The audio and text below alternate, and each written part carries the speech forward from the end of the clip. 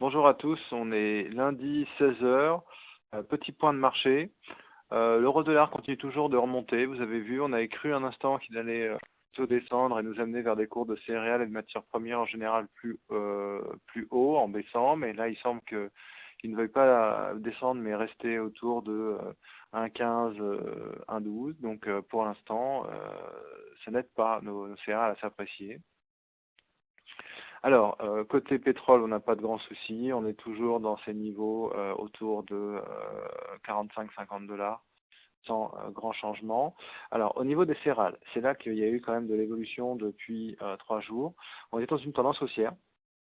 Je suis sur le blé tendre échéance décembre. Et on est passé quand même vendredi dernier au travers de la moyenne mobile. Et tout de suite, on a replongé lundi matin. Donc, à l'heure où je vous parle, le cours traite 75,50. On est plutôt dans une phase de rebond. Donc, qu'est-ce que ça veut dire? Ça veut dire que la tendance, quand même, s'affaiblit.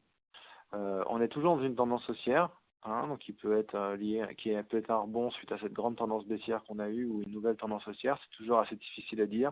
En tout cas, on restera, je pense, techniquement dans cette tendance haussière tant que le cours se maintient au-dessus de 71,50. Donc, on est au-dessus. Si jamais on venait clôturer en dessous de ce niveau-là, il serait temps de se mettre aux abris et de penser que les céréales vont baisser fortement et durablement.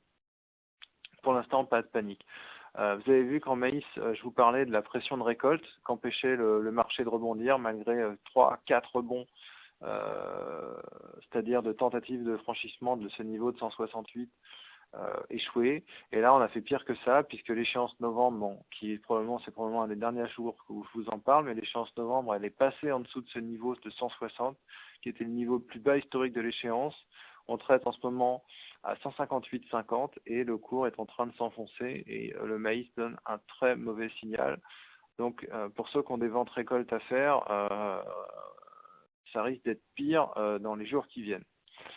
Colza. Je vais retracer la tendance.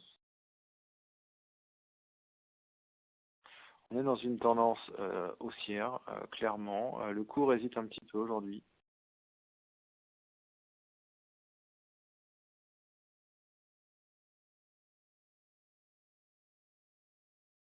Voilà.